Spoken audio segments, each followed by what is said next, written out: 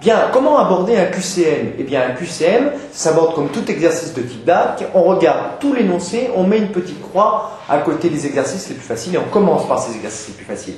Ce n'est pas le cas de celui-ci qui est difficile, donc si vous avez commencé par celui-ci, vous vous êtes trompé. Bien, alors, on vous dit que la concentration d'H3O plus finale est égale à 10-2 mol par litre.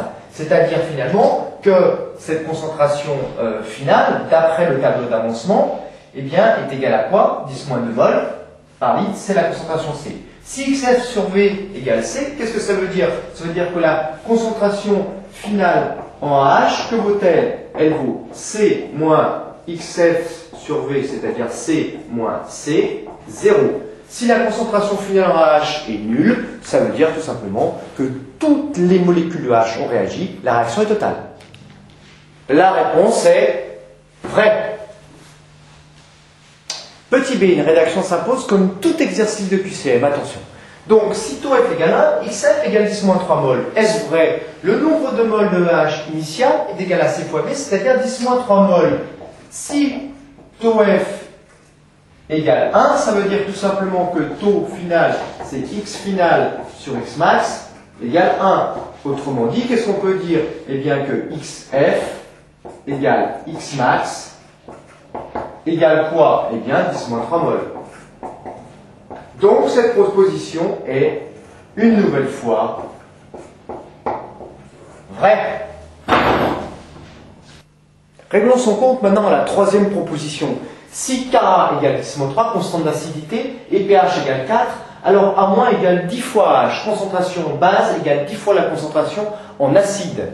Eh bien, pKa égale moins log de K égale 3. La formule pH égale pKa plus log de A- sur H, qui est la formule classique que vous connaissez, eh bien, nous allons tout simplement remplacer ces données.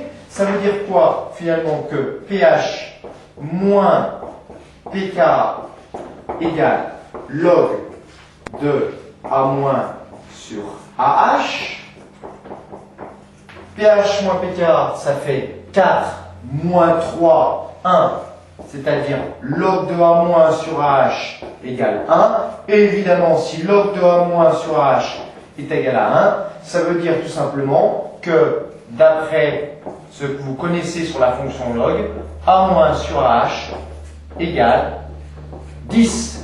Autrement dit, A- égale 10 AH. Cette proposition est vraie. L'espèce A- prédomine. Et évidemment, la dernière question, pour se détendre, si taux F égale 0,5, nombre de moles de H3O plus final est égal à XF égale 0,25 mol. Est-ce vrai? Eh bien, X max vaut quoi? 10-3 mol.